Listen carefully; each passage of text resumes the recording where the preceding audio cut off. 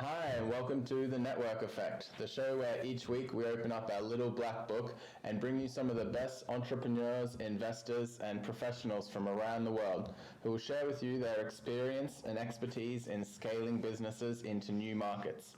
Whether you're an existing large corporation dealing with complex multinational projects, or you're a fast-growing startup just looking to explore entering into new markets, tapping into the support of others can very often be the difference between success and heading down a path of difficult and expensive mistakes. We've built a business off the back of the principle of the network effect, where each new member and client increases the value of the network for all members. And we've been able to use that network to scale companies into every corner of the globe. And now we'd like you to be part of that network. So if collaborating with partners from around the world sounds like the right strategy for your growth plans, then stay tuned and let's get connected.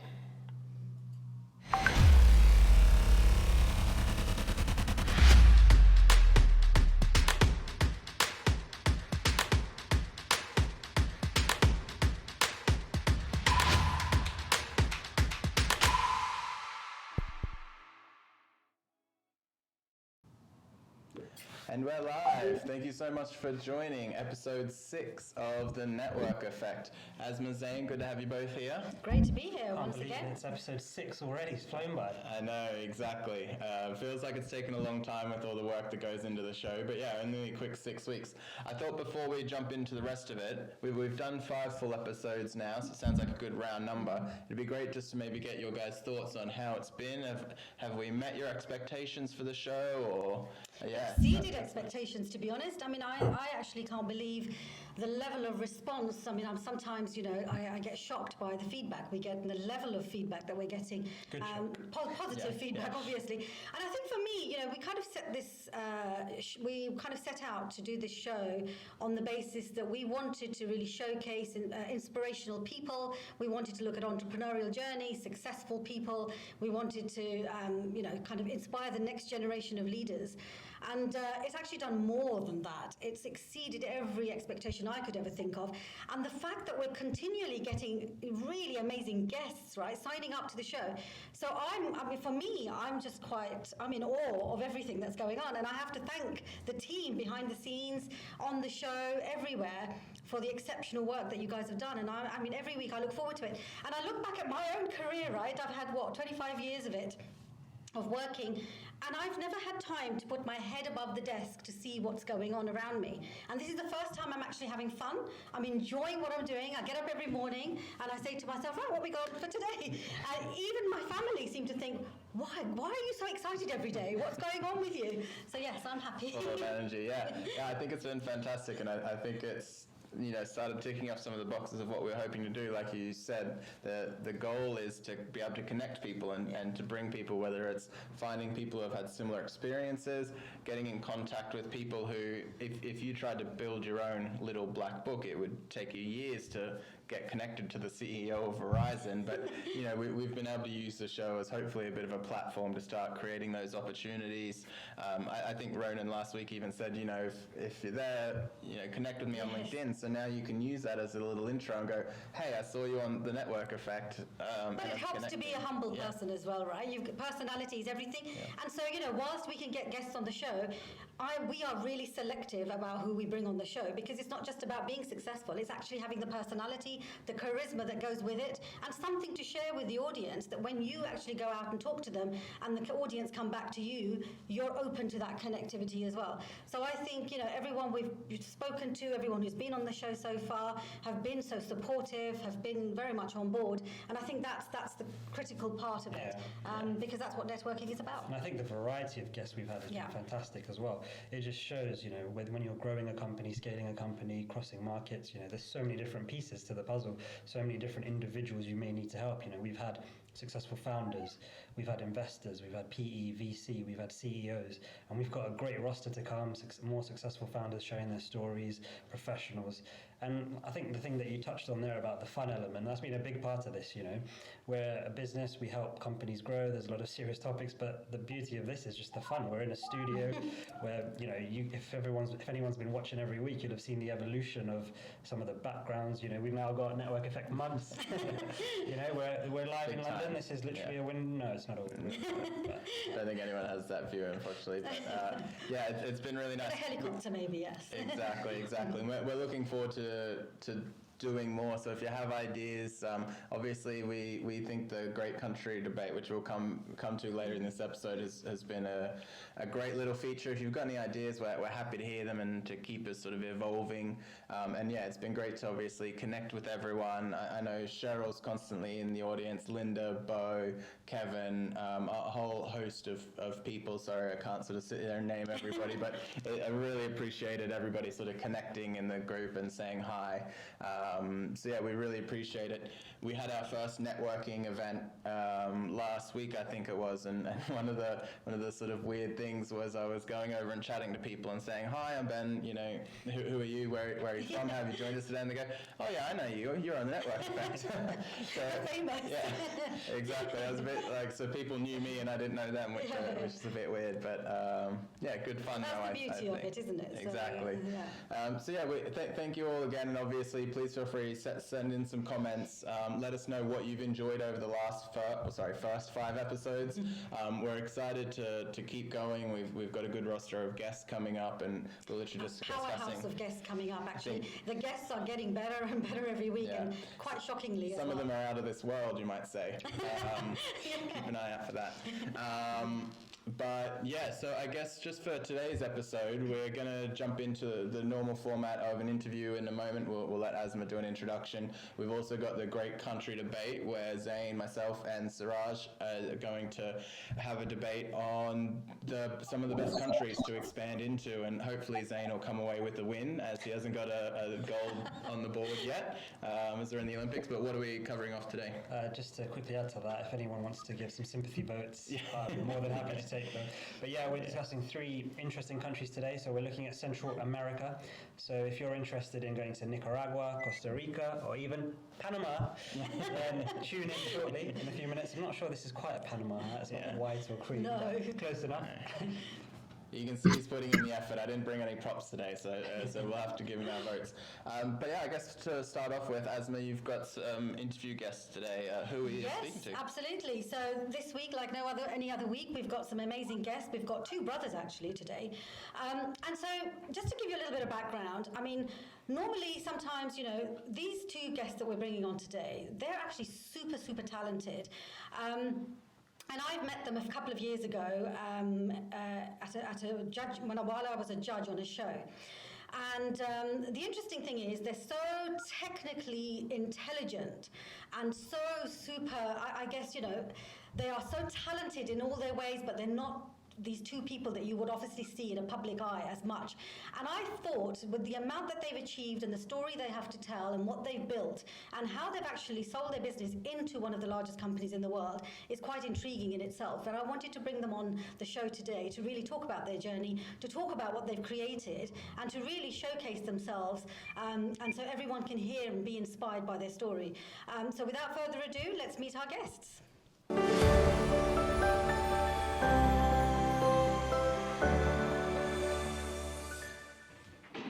Welcome, Avira and Thomas. Welcome to the show. Thank you, Asma. Hi. Lovely to Great to see see you you. again. So I just wanted to set the scene really, just to tell our audience really how we met. So going back to 2016 now, so obviously 5 years ago, and Thomas, it was you that I met. I was invited to this fastest growing, 50 fastest growing companies in India, right? And you were in that competition. I was a judge on the panel. and we were sitting there day in and day out, listening to these pitches from companies coming in, and in walks Thomas with his little idea right on his pitch, and he's talking through the company that you've created, Docswallet, and suddenly in my mind, right, I can see it ticking. And as soon as he finished his pitch, I was itching. I had Santander with me. I had one of the big four that were sitting next to me. I had the Mayor of London's office sitting next to me. And as soon as Thomas finished his pitch, I ran out the door and I started running after him. And I said, wait, this is an amazing business. I want to invest in this. And I remember that's how the conversation kicked off. Correct. And then what happened, and I have to tell the audience this, is I did follow him, and I did get introduced to Avira, and I did want to invest because I'd just come out of my previous company and it got acquired. And then, something or other didn't happen, and I didn't quite go through to the investment. But then what happens? They get acquired by VFS. So there's a missed opportunity for me, right? So guys, thank you so much for being on the show. And I'd just like to kick off really by asking you to tell us a little bit about Docswallet, what you've created, and then we can talk about your journey. Sure, Asma. As far as Docswallet is concerned, it's something like a bank account, but the difference being instead of you put your money that the government gives you, it's just documents that you can store. And these are legally recognized as electronic documents in places that you go. So historically, we would have a wallet that would contain your driver's license and, maybe a property ownership or even a car ownership, all in physical formats. And that's when we added the Docswallet into the idea and say, look, all this information that's on paper can really be electronic, and you don't need that real piece of paper in your hand. So being a banker and combining the paperwork issues that people faced, we sort of put one and one together, and we just said, okay, let's bring this on board, and we launched Docswallet as an electronic repository for all the information about yourself. This is credentials and identity. So that's the shortest way to put Docswallet across. Yeah, and I think, for people who are listening who don't quite understand the concept, I guess the reason why I'm so excited about it is because people don't understand the complexity behind it. And just to kind of give a little bit of context, when anybody goes anywhere, if you're even when you're opening a bank account, or if you're going into another country, or if you need any kind of verification, to get your documents legalized is a mammoth task. You have to go to foreign embassies, you have to go to foreign offices, you have to go through red tape, you have to even spend time, you have to pay a lot of money, and you have to get that. Now, we all understand fintech quite simply, the simplicity of what the banks are doing in terms of simplifying banking. But no one, and I think what you've created is quite genius, ahead of its time, and ahead of, I would say, if people were thinking of doing something like that, it would probably from now onwards. But you guys have been doing this for years, right? So you are super ahead of what you've created.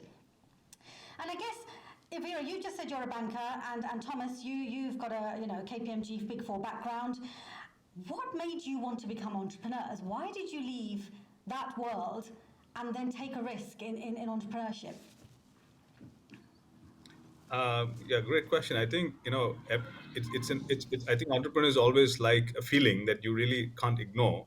It's like an emotion, right? You really can't hold it on for too long. If it has to happen, it must happen.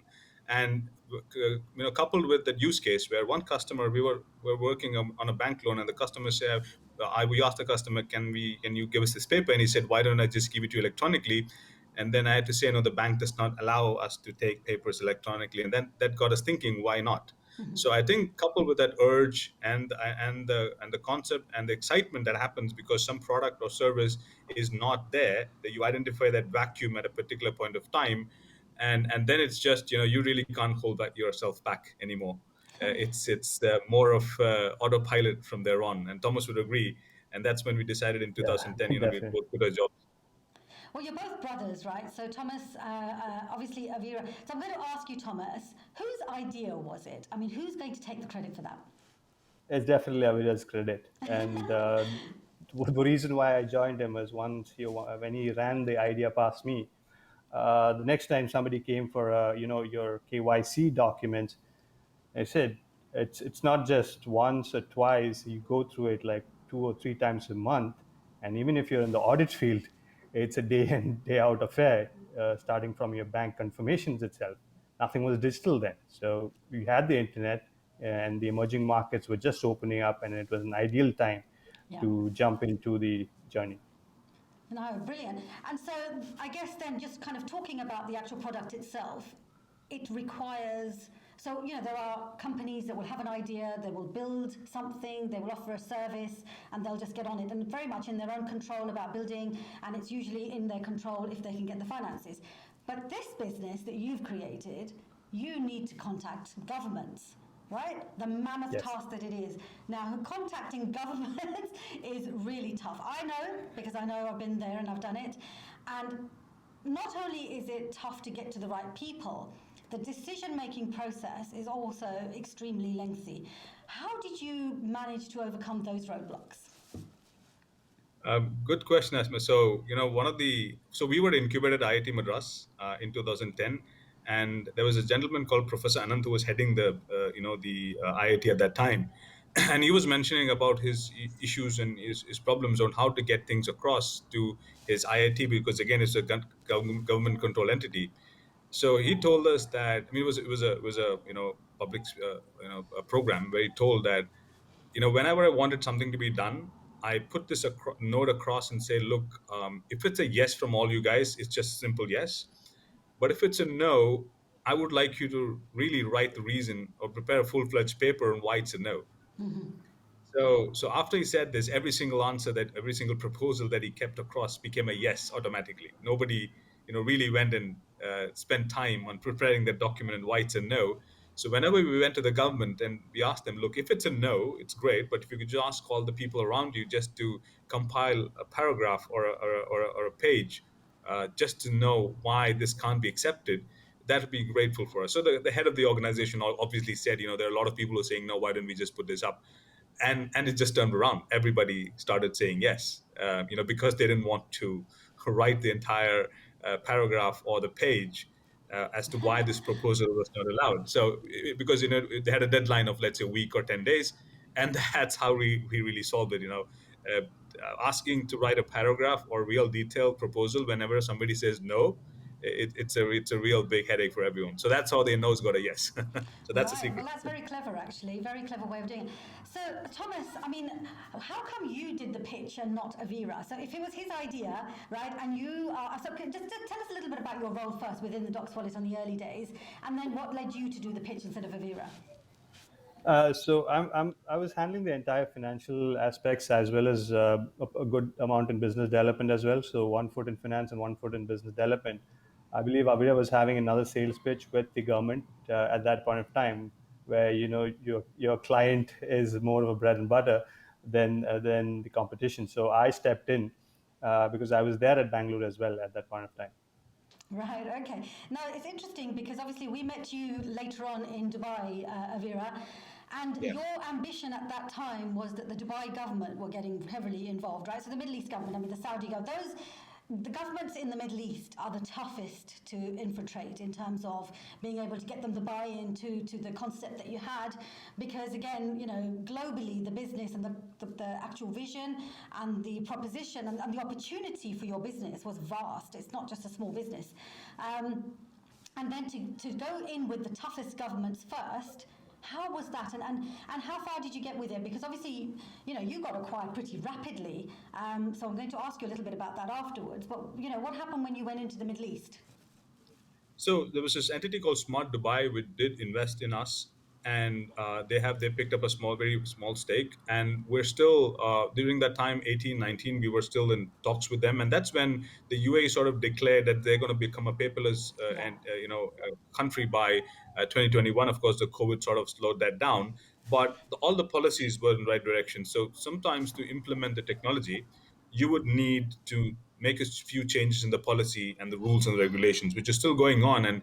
And with VFS and this partnership, it's probably still on the way to announce a new area such as infrastructure like the banking services, like a digital locker or a paperless document service. So it was tough because but it's lucrative, as in if one government adopts it, the benefits were like extremely huge, right? You're looking about at least 5 million customers on an annual basis, spending about $25-30 a year on the product. and to become one of the players. So the advantages or the benefits were lucrative. So you really did spend some time on it, and it's still on. By the way, we would see some action happening pretty soon. But yeah, it was the most lucrative, and you probably had a one-stop shop for approvals rather Yeah, than yeah. going to many countries. Yeah. So one would think you're doing really well. You were doing really well at the time, right? So you were going into these markets. The governments were being, interested in your concept. There wasn't anything like it in the market.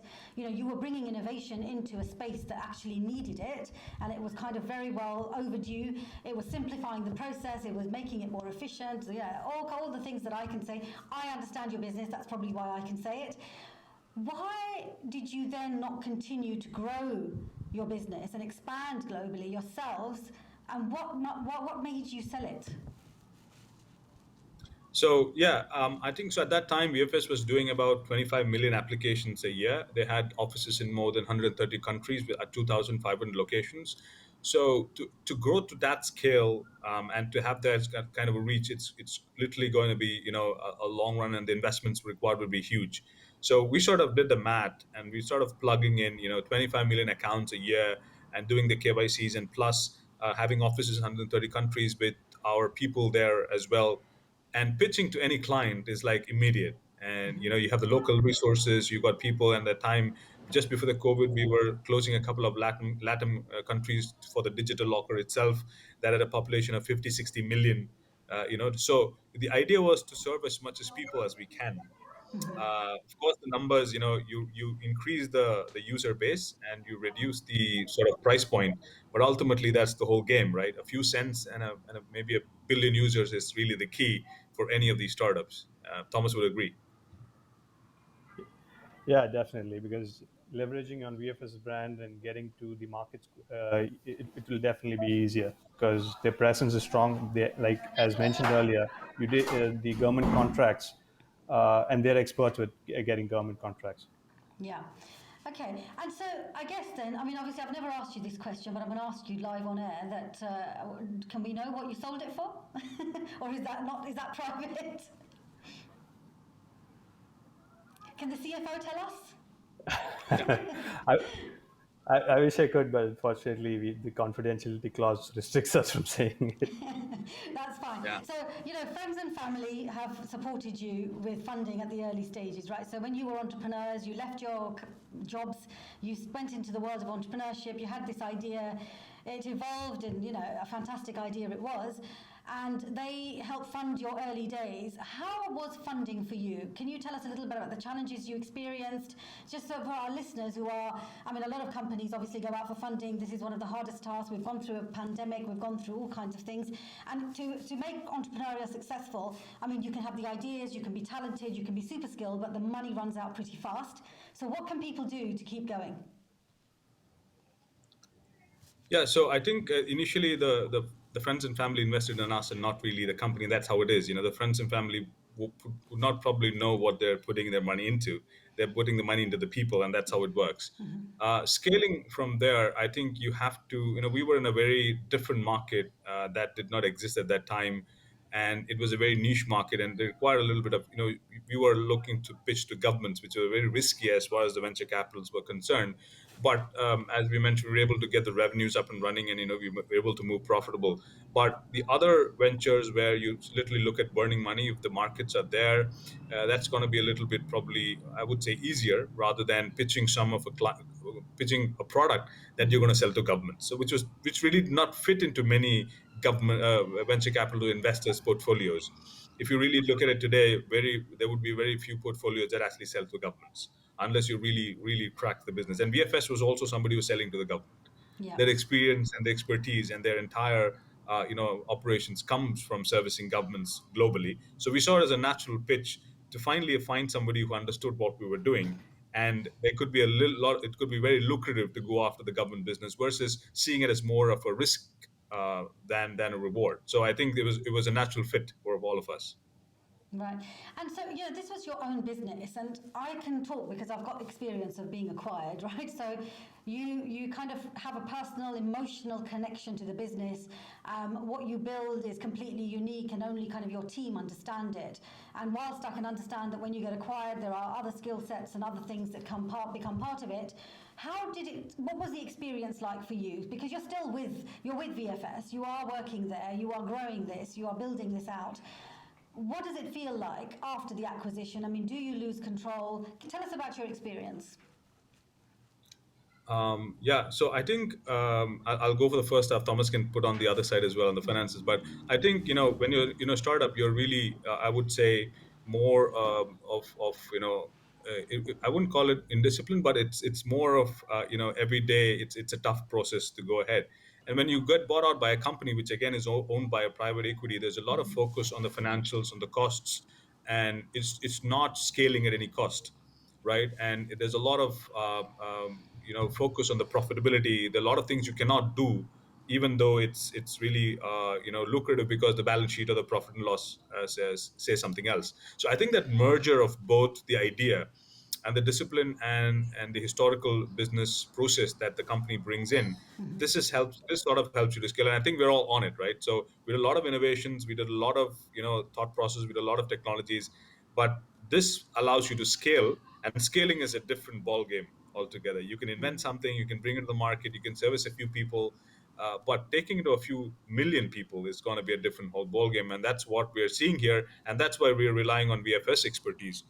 Say, how do you go from 5 applicants, 10 applicants to 25 to 30 million in the less than 5 years or 15 years or so? So Thomas would also look at giving input on that, because he's working on the business development piece Yeah, on please the do. business development side. Yeah, I mean, before the acquisition, every day was a hustle. Now it's not that much, because your back end is your support services, such as your finance, HR, everything is taken care of, which we didn't have before. So it's more less. It's not that as complicated as it was before, but it's really a thought process. Before jumping into a project or before jumping onto a client, uh, we really do a cost benefit analysis, which was not done when we were a startup. Yeah, I mean, the thing is with you guys, right, is that you were the top 50 companies selected for this judging competition.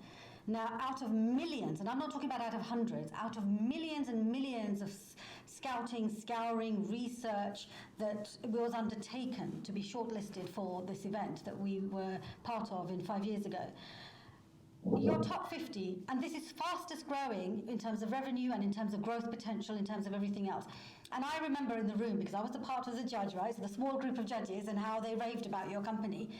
It's a massive decision, knowing the superpower that you have to creating something big, to have just decided we're going to give it away at such an early stage. I understand the scaling, I understand all of that, but it was so soon into your business journey that it just seems like a really, really tough decision. I mean, was it a tough decision? Was it a family decision, or how did it work? Yeah, so I think there were two aspects to it, right? One is there were investors, there were families, there were people invested in the company for about 9 years. So they're waiting for a profit to sort of come back for the exit didn't seem quite likely. But if you look at, most companies are not profitable, Yeah, even during their growth times, with still yeah. scope.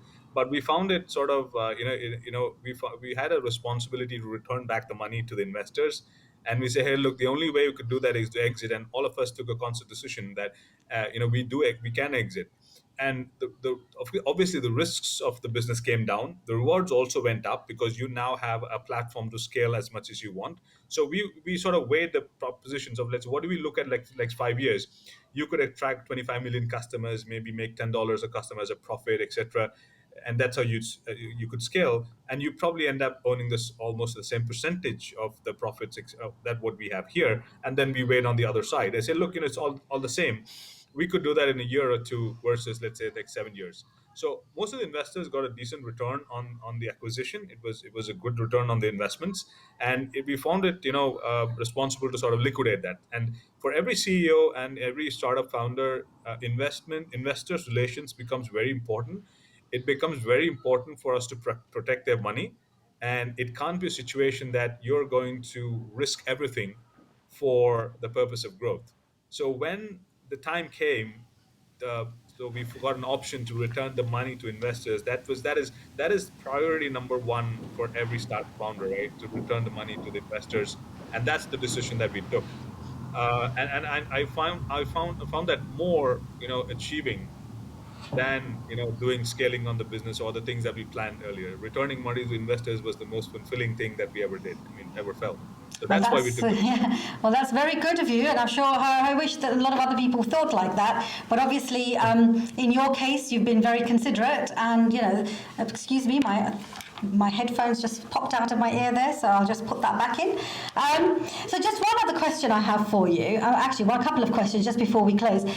One thing that sort of stands out to me, so when I set up to do my business, and obviously I have a similar background where I was working and then I became an entrepreneur, and there are defining moments in your journey, right, when you come. So I never set out or planned to do a business back then. It was by chance that it happened. I came across a client that has a need, they had a problem, I fulfilled the solution, and then before I knew it, it just exploded. So were there defining moments in your journey that you can look back at now and tell us or share with us what those defining moments were? Yeah, for me, it was, the customer on the other side who said, why do you need a piece of paper for you to process my bank loan? Why do you need this Yeah. printed document that you needed? Why can't you just process with some physical documents at that time? And that was the real question that, everyone is so hell bent on, replicating processes and checklists, and say, look, let's think out of the box. Let's help a few customers to do their travel, to form the loan applications and a lot of other services using electronic documents versus paper documents. And here we are, today we are the largest movers of transcripts from India to the US electronically. We replaced the FedEx and DHL process of sending, applying documents. So I think the defining moment was when one customer asks you for a service, and it can't be solved then and there, but then you realize that a million or a billion people face the same problem. So it was one customer call. I don't know if that person would be still there, or I could probably reach back, I could take the number. But that was a defining moment when the customer asks you the questions and you really have to go and figure out, is this really a problem that can be scaled? So that was defining moment for me. And Great. of Thomas, of course, yeah, this KPMG, getting a bank to confirm his audit processes was also a problem. So we have all this. So we all faced, I think, the verification issue uh, when something was presented to us in paper. So I think that's the key. Okay, brilliant. And so what's planned next for both of you? You're now with VFS, you're growing rapidly. You, instead of selling to a few hundred customers, you're selling to millions and billions of customers. What's next? So I think, after the pandemic, a lot of importance gone to contactless and paperless. For example, would you go to an airport and hand away a passport, and would the passport officer be looking at these passports, day in and day out, hundreds, 500s of these paper documents being interchanged? A lot of opportunity today exists for digital identity, the same way what fintech is doing for banks. Digital documents and digital identity is at the cusp of of evolution, and I think VFS can be a part of that because of largely our presence and the contract that we have. And we're looking at a time maybe in the near future where you could travel between, let's say, the UK and India or Dubai with just a smartphone, no passports, no papers. No, of course, today we have boarding passes and those tickets electronically, but we're looking at that kind of a situation the next, maybe a year or so, and we're working on such projects with some, governments across the board to sort of change the entire way the passports are issued, the way they sell, and it's finally the consumer, right? What all can the person do with their phone? And that's the whole idea behind the wallet and Docswallet, and now it's VFS Docswallet. So I think this powerful combination is the way that people travel, make real revolutionary changes in that segment. So Avira and Thomas, right? I brought you to the Network Effect show. I want to be on this journey where I can use my phone to travel anywhere in the world to any country without my passport. So you're not going to forget me, right, in this. I want to know this project that you've got going on. Obviously, we're doing lots of work with VFS anyway, with lots of technology that they're introducing and producing. And it's been an absolute pleasure. I think, people don't actually sometimes realize these hidden gems that you guys are of these revolutionary type of products that are being produced. And sometimes when you listen to it, no one really understands the concept. And I really wanted to kind of bring you guys on board just to showcase that there's so much talent. And sometimes people don't value or appreciate the level of talent that there is. But what you've created is revolutionary, because if we can go in the future, and we've been looking ahead of traveling to another country with just our phones, then that is transformational. So thank you so much. I really appreciate it. And I'm sure we're going to be doing lots of work together. So thank you. Take care. Bye-bye. Thank you. Thank you.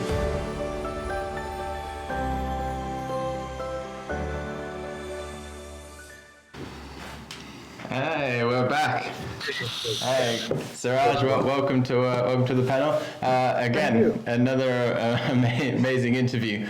I don't know if we'll ever have fingers crossed we never end up having a bad one, but that was, excellent. Brilliant interview. I think, that's another group of two founders who are actually... Well, we had friends before. This time we've got family brothers.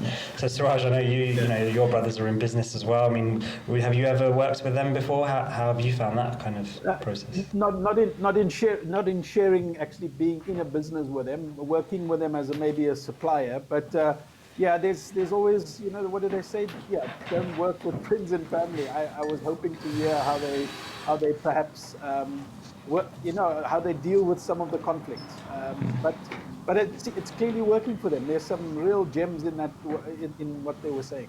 Yeah, I'm personally looking forward to not having to keep copies of documents. Every time you need to fill something in or go to the NHS, you need to find your NHS number, or obviously we've got the case of vaccine passports and so forth as a real world problem people are tackling. But yeah, just the little things of keeping track. When I had to apply for my visa, I had to log everywhere I've been in the last 10 years or something, trying to keep track of every little weekend where I took a flight, and what it was a lot of just me going through emails and old spreadsheets I had, and it was a nightmare. So I was just like, there needs to be a way this is digital, and so I think it's a clear winner, really. I think the idea is fantastic. It was something that's well needed. Like you just said, I applied for a visa to India in the past.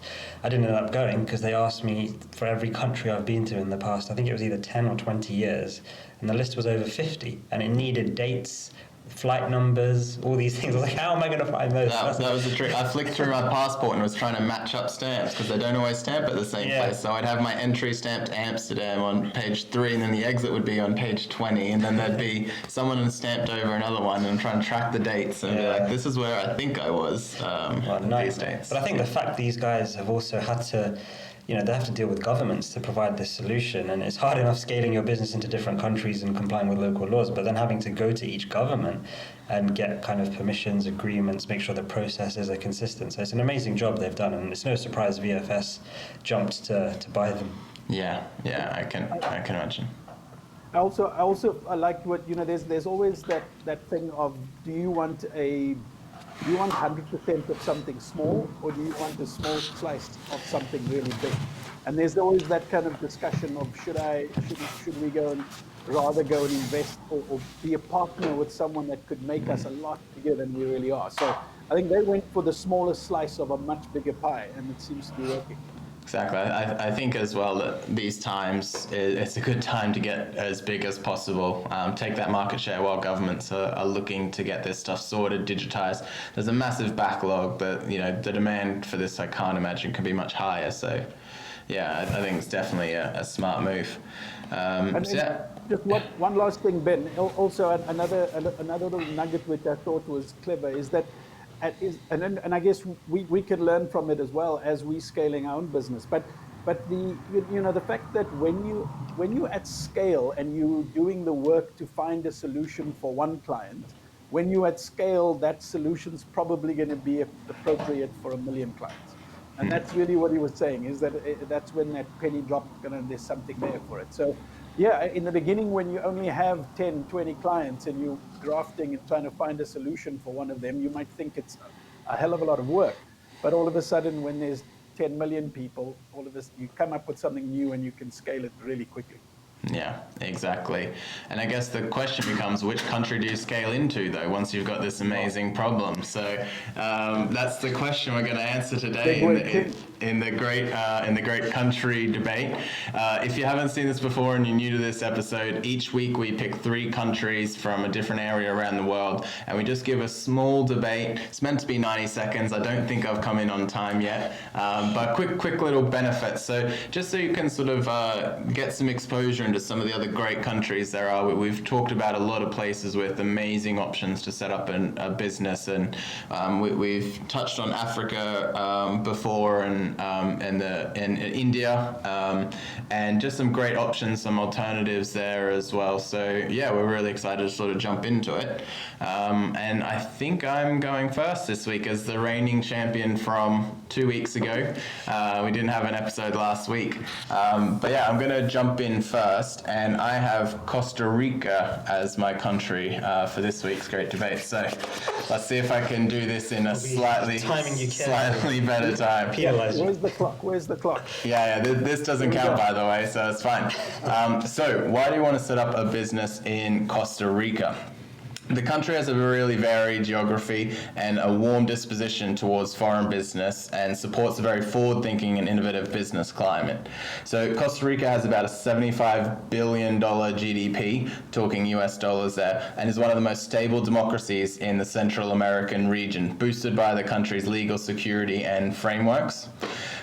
Costa Rica is seeing a massive surge in technology and attracting a lot of startups and businesses. Amazon and Microsoft have just set up their offices, or set up their roots, in the country. And just a quick little interesting non-business fact, Costa Rica's got an impressive renewable energy consumption of 98% of total energy generated.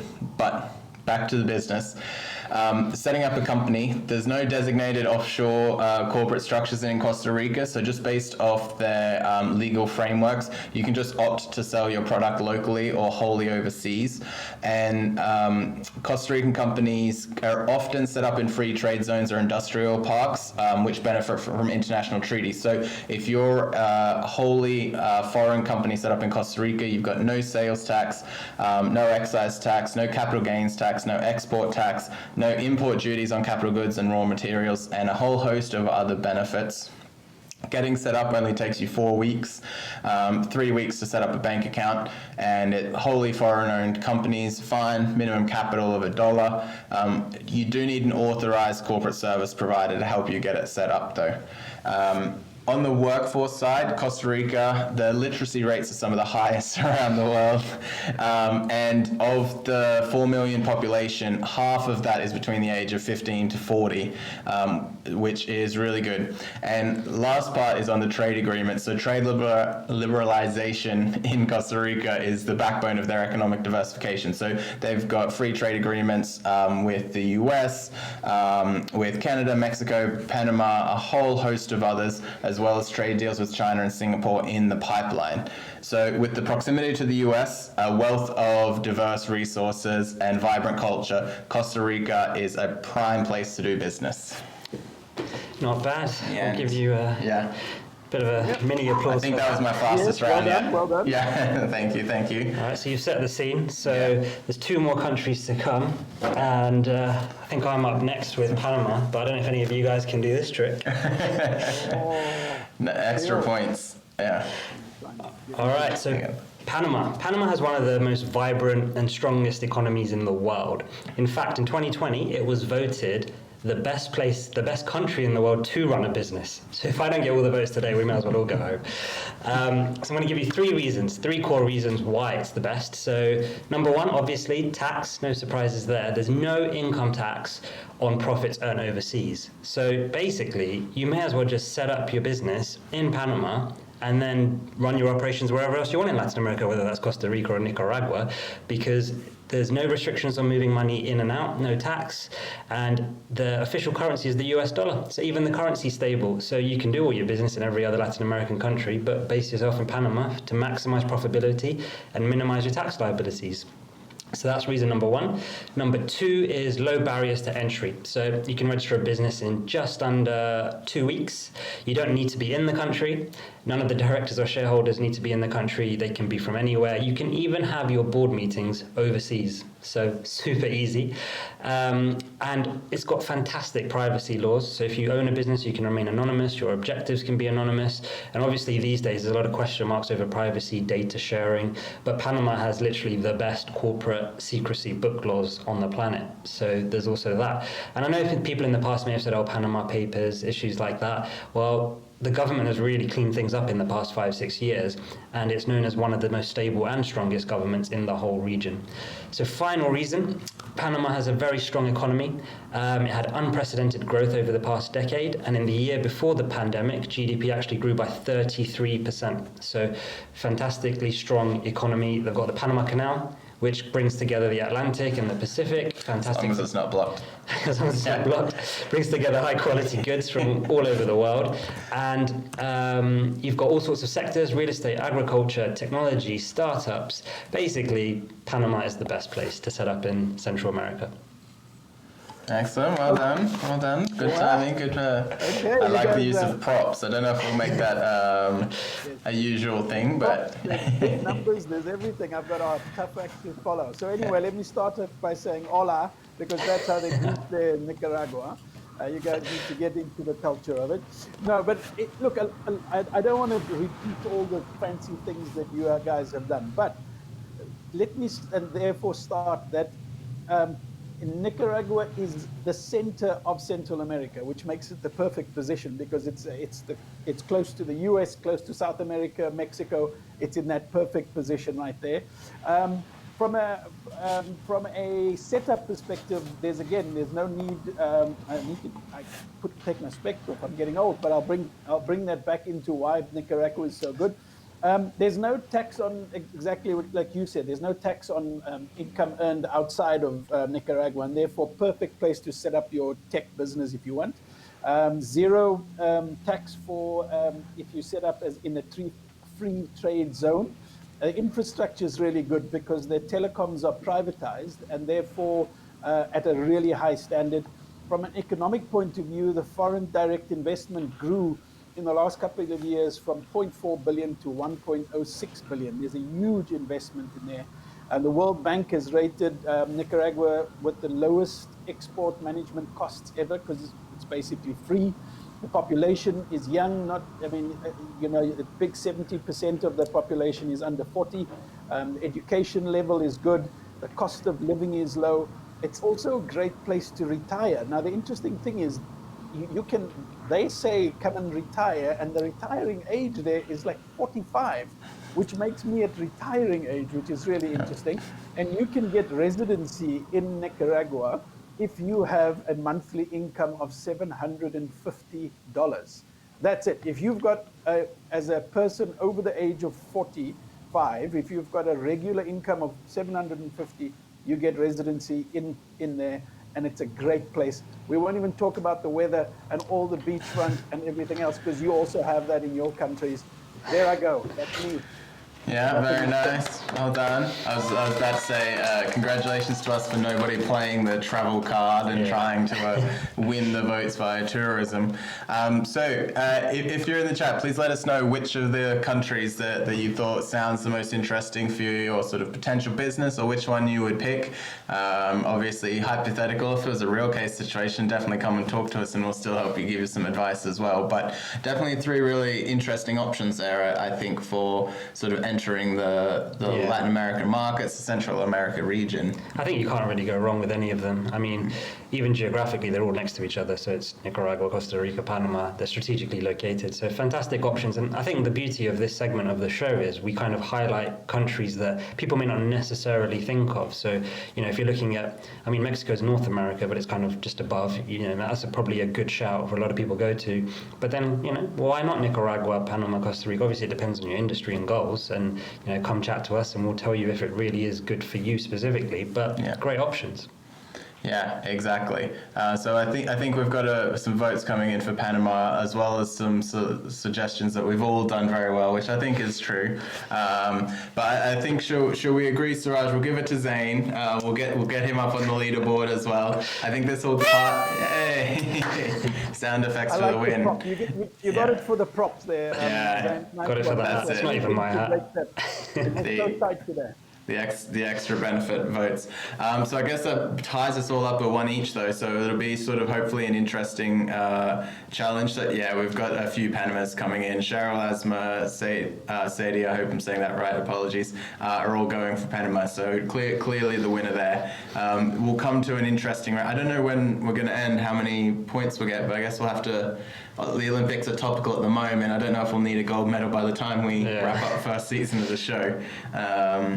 But yeah, thank you everybody so much for joining. We hope you enjoyed the interview. We hope you enjoyed this section, obviously, as well. And we really appreciate you tuning in. We'll be back next Wednesday at 2 p.m. or every Wednesday at 2 p.m. for the foreseeable future. Probably maybe take a break around Christmas, but we'll see how that goes. But yeah, thanks so much for joining. We really appreciate it. If you're catching this later, we're always on YouTube or podcast if you missed anything. So go download it and check it out. And yeah, we look forward to seeing you next week. See you all next week. Thank you. Good, guys.